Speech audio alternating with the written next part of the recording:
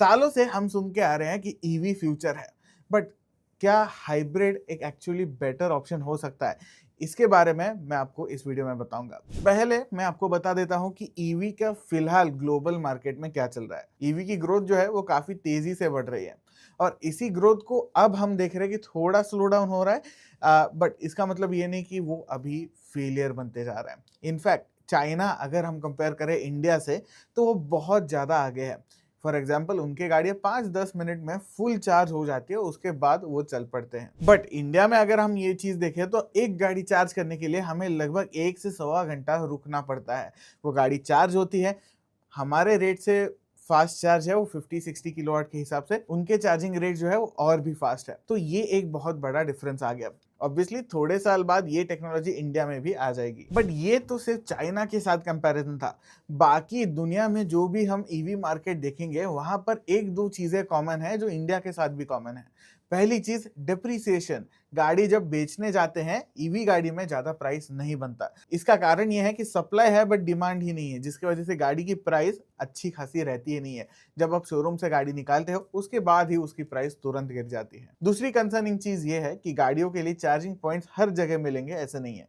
हाँ, अब थोड़े कंट्रीज हमारे आगे ऑलरेडी जा चुके हैं। China is at the top, but बीच में भी काफी सारे कंट्रीज आते हैं। बट उनके ईवी ओनर्स के लिए भी यही एक प्रॉब्लम है कि भाई चार्जिंग स्टेशन हर जगह पे नहीं है। और इंडिया में चार्जिंग स्टेशन वर्चुअली बहुत जगह है, बट हमेशा ये चीज नहीं होती कि वो चार्जिंग स्टेशन चल रहा है या फिर वहां पर क्यों नहीं लगी है। और दूसरी चीज, वो charging station actually fast charge करता है कि नहीं, ये भी कभी कभी डाउटफुल होता है। और एक चीज, काफी सारे स्टेट्स में हम ये देख रहे हैं कि सब्सिडी कम होते जा रही है। इसका कारण ये है कि रास्ते पे हम काफी सारे ईवीज अभी देखने लग रहे हैं। फॉर एग्जाम्पल महाराष्ट्र में टू व्हीलर पे ऑलमोस्ट जीरो सब्सिडी है। हाँ, रोड टैक्स वगैरह नहीं लगता, बट अदरवाइज सब्सिडी बिल्कुल भी नहीं है। सेम चीज जाती है ईवी कार्स के लिए। ईवी कार्स महंगे हैं, उनके रोड टैक्स जीरो है, बट पहले जो हमें 2-3 लाख की सब्सिडी मिलती थी वो अभी नहीं मिलती। तो हाँ, इंडिया की प्रोग्रेस चाइना जैसी अभी तो नहीं है, बट हाँ, एक पॉइंट आएगा जब हम उस लेवल पर जा पाएंगे। बट ईवी या फिर ऑल्टरनेटिव पावर ट्रेन्स लेकर आप कौन सा प्रॉब्लम सॉल्व करने की कोशिश कर रहे हो? क्या हम रेंज ज्यादा चाहते हैं ईवी से? क्या हमें ज्यादा कन्वीनियंस चाहिए? परचेस कॉस्ट लोअर चाहिए? हर चीज के लिए अलग अलग पावर ट्रेन मिलेगी। तो अभी जो है मैं पेट्रोल और हाइब्रिड दोनों के बीच का एक कॉस्ट कंपैरिजन करता हूं, और यहाँ पर आपको अंदाजा लग जाएगा कि हाइब्रिड गाड़ी लेने पर या फिर ईवी गाड़ी लेने पर कितना फायदा या नुकसान होता है। इस कंपैरिजन के लिए मैंने कंसिडर करी है टोयोटा की हाई राइडर पेट्रोल जी ऑप्शनल और हाइब्रिड जी ऑप्शनल वेरिएंट्स। दोनों गाड़ियां ऑटोमेटिक है और दोनों के हम अभी कॉस्ट देख लेते हैं। हाई राइडर पेट्रोल खरीदने के लिए 15,74,000 इसकी एक शोरूम प्राइस है। 1,99,120 रुपीज इसका आरटीओ प्राइस है, क्योंकि रोड टैक्स ज्यादा भरने से रास्ते ज्यादा अच्छे हो रहे हैं, तो हमें फील भी मून पे गाड़ी चलाए जैसा आ रहा है। टीसीएस इस गाड़ी पे लगेगा, यानी टैक्स कलेक्टेड एट सोर्स, क्योंकि ये गाड़ी 10 लाख से ज्यादा है तो ये लग्जरी में आ जाती है अभी। तो इस पे आपको 16,420 रुपीज देने पड़ेंगे। इंश्योरेंस इसका काफी ज्यादा है, लगभग 98,000 रुपीज, 600 रुपए का फास्टैग और 20,000 रुपए के आसपास हम कंसिडर कर लेंगे कि एक आदमी एक्सेसरीज खरीद लेगा। इसका टोटल आता है 19,08,263 रुपीज। सिमिलरली हाइब्रिड के लिए एक शोरूम प्राइस है 18,78,000। तो यहाँ पर हम सीधे सीधे एक बड़ा जंप देख रहे हैं प्राइस में। 2,39,570 रुपीज का आपका रोड टैक्स है, क्योंकि स्पेस टेक्नोलॉजी यहाँ पर यूज हो रही है और वैसे ही हमें क्रेटर्स भी देखने को मिल रहे हैं। टीसीएस इस पे लगेगा 19,280 का, इंश्योरेंस लगभग 1,28,000 का, फास्टैग 600 रुपए और 20,000 रुपए की एक्सेसरीज। ये सब मिलाकर इसकी प्राइस आती है 22,85,450 रुपीज।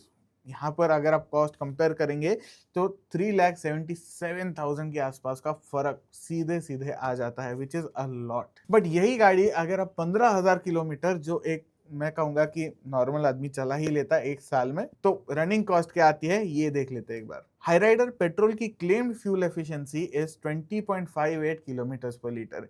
इन रियल लाइफ हाईवे और सिटी मिक्स करके लगभग 15 का माइलेज इसको मिल जाता है। इसके मुताबिक आपको 1000 लीटर का पेट्रोल लगेगा। पेट्रोल की प्राइस हम एवरेज पकड़ लेंगे 105 रुपए है पूरे इंडिया की एवरेज के हिसाब से, और ये कुल मिलाकर इसकी प्राइस आती है 1,05,000 रुपीज। यही चीज हम हाइब्रिड गाड़ी के साथ देखते हैं। हाईराइडर हाइब्रिड का claimed mileage 27.97 kilometre per litre है, जो कि बहुत सही है।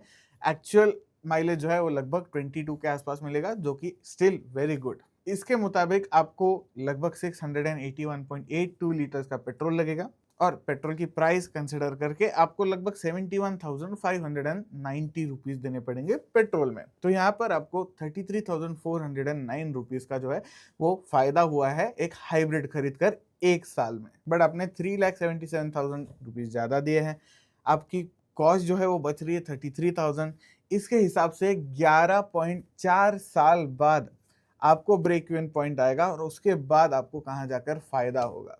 सो hybrid in the long term, अगर आप 15,000 किलोमीटर ही चलाने वाले होंगे तो it doesn't make sense. But यहाँ पर एक और चीज आप कंसिडर कर लो कि ये गाड़ी माइलेज अच्छा देती है with naturally aspirated engine also. पर इस कंपैरिजन के बाद मैं ये नहीं कह रहा हूँ कि हाइब्रिड बेकार है या फिर ईवी बेकार है। दोनों के यूज केस के हिसाब से they can be very good for that one person. अगर आप एक आदमी है जो 20,000 30,000 किलोमीटर साल के आराम से चला लोगे, तब जाकर हो सकता है कि आपको हाइब्रिड बहुत ज्यादा सेंस बनाए, because diesel is actually transitioning out.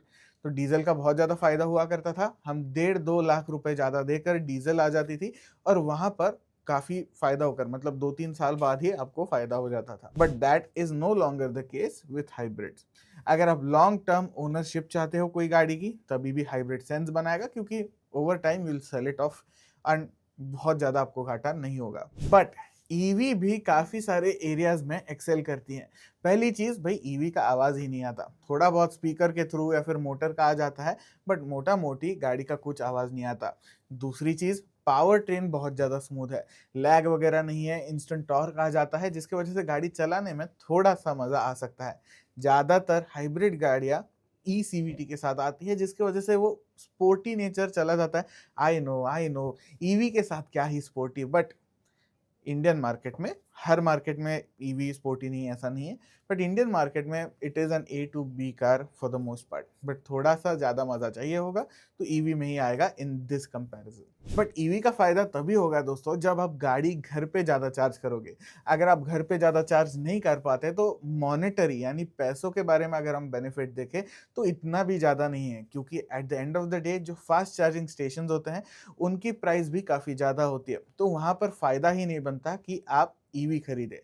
But अगर आप घर पे चार्ज करेंगे, प्लान्ड ड्राइव्स करेंगे, तो वहां पर EV is a good option. तो फिर वर्डिक्ट मेरा क्या है दोस्तों, हाइब्रिड खरीदनी चाहिए कि नहीं खरीदनी चाहिए, या फिर ईवी खरीदनी चाहिए या पेट्रोल खरीदनी चाहिए? डीजल खरीदो, खुश रहो, जब तक डीजल है खुश रहो। बट रियलिस्टिकली स्पीकिंग, हाइब्रिड मुझे पर्सनली बहुत पसंद है, क्योंकि वो इकोनॉमिकल है। अगर सेकेंड हैंड में आपको हाइब्रिड मिल जाए तो आपकी चांदी है। अगर थोड़ा पैसा डालकर आप बहुत लॉन्ग टर्म यूसेज करने वाले होगे तो हाइब्रिड खरीद लो। ईवी अगर आप घर पे चार्ज कर सकते हो, डे टू डे आपकी प्लान्ड ड्राइव्स है, तभी भी बहुत ज्यादा सेंस बनाएगा।